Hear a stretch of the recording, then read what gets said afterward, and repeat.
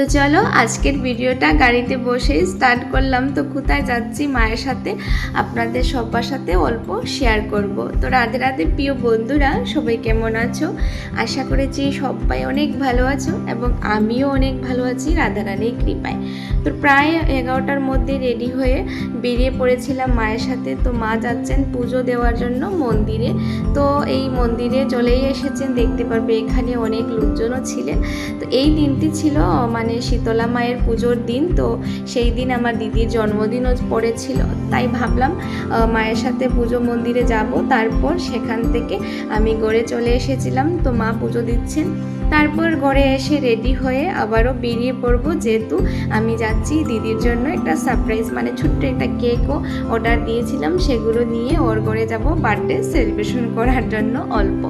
তারপর কি দুপুর প্রায় 2টো বেজে গিয়েছিল। তো আমি রেডি হয়ে বেরিয়ে পড়লাম আর আমাদের ঘর থেকে হেঁটে হেঁটে যাব মানে রাস্তার। তো গাড়িটা খুবই কম পাওয়া যায়, তার কারণে অল্প কিছুক্ষণ পর গাড়ি পেয়েছিলাম। তো চলো আপনাদের সবার সাথে এই দিনের কিছু মুহূর্তগুলো শেয়ার করি। আর যেহেতু দিদিও মানে মা শীতলার পুজো মানে ব্রত করেছিল, তো সেভাবে ও মানে গড়ে ছিল না, তো তার কারণে প্রায় আমি ওর ঘরে গিয়েছিলাম 2টো বা 2:30টার সময়। তো সেই মানে মুহূর্তগুলো খুবই আনন্দের ছিল, তাই ভাবলাম আপনাদের সবার সাথে অল্প শেয়ার করি। তো তারপর কি গল্প করতে করতে গাড়িও পেয়েছি আর গাড়িতে বসে প্রায় আমি কাটলিচড়ার মধ্যে চলে এসেছি। তো দিদির ঘর সামনেই রয়েছে, তো সেখান থেকে আমি যাব বাজারে। তো বাজারে গিয়ে ওকে পেয়ে গেছি। তো হঠাৎ করে ভাবতেই পারি না, গিয়ে দেখি ও নাকি দোকানে, আর এই যে আমি চলে এসেছি ওর সামনে। তো ও ভীষণ খুশি হয়েছে। তো এখান থেকে ও ছোট্ট একটি কেক নিচ্ছিল ওর ঘরের জন্য। তো আমাকে বলছিল তুই কোথায় যাবি? তো আমি বলছি না, এইখানে অল্প কাজের জন্য এসেছিলাম। তো ওকে আর বলিনি, ওর জন্য একটি ছোট্ট সারপ্রাইজও আমি করেছিলাম, সেই জন্য এসেছি।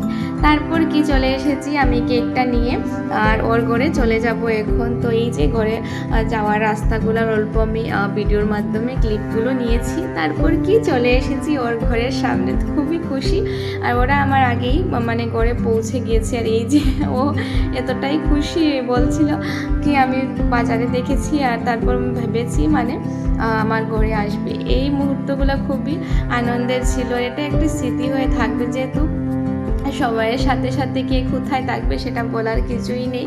তারপর কেকটা নিয়ে আমি সোনাকে বলছিলাম সোনা পাখি চলে এসেছি। তো ও ভীষণ খুশি হয়েছে, যেহেতু ওর মায়ের বার্থডে সেলিব্রেশন করা হবে। আর প্রতি বছরই মানে প্রীতা সোনার বার্থডের 2 দিন পর ওর মায়ের জন্মদিনে থাকে।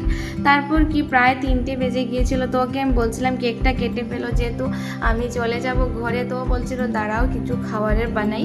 তো ও মানে কয়েকটি পরোটা বানিয়েছিল, তারপর সেগুলো রেডি করলো। আর এই যে আমি হাতে ছোট্ট একটি কেক নিয়ে তো ওর সাথে মানে গল্প করেছিলাম। তারপর সোনাও তো ভীষণ খুশি। তো ও কয়েকটি বেলুন ছিল সেটা ফুলিয়ে নিয়েছি। তো আমরা সবাই মিলে একসাথে চলে এসেছি কেকগুলো কাটিং করার জন্য। তো এখানে দিদির ঠাকুমা ছিলেন, ওর শাশুড়ি মাও ছিলেন। তো সবার সাথে অনেক সুন্দর সুন্দর ছবিও তুলে দিয়েছি ওকে, আর এই যে কয়েকটি রিলসও বানিয়ে দিয়েছি। তো এই যে মুহূর্তগুলো আমাদের কাছে থাকে, এটাই স্মৃতি হয়ে আর ভীষণ ভালো লাগে। তো তাই ভাবলাম অল্প আপনাদের সবার সাথে এই দিনটি কিভাবে কাটিয়েছিল শেয়ার করি। তো ফাইনালি ওর কেক কাটা হয়ে গেল, তো সবাইকে দিচ্ছে আর ওর ঠাকুমাকে প্রণাম করলো। তো উনি অনেক মানে ওকে আশীর্বাদ দিচ্ছেন। তো এই মুহূর্তটা খুবই সুন্দর ছিল, যেহেতু ওনারও অনেকটাই বয়স হয়ে গিয়েছে আর উনি অসুস্থতার মধ্যেই রয়েছেন। তার মধ্যে খুবই প্রীতা এবং দিদির সাথে মানে খুবই ভালোভাবে থাকেন, কি বলবো। তো এই যে তারপর কি কেকটা কাটিং হয়ে গেল, আর এখানে আমি হাসতে হাসতে পাগল হয়ে যাচ্ছিলাম, জানি না কিসের জন্য।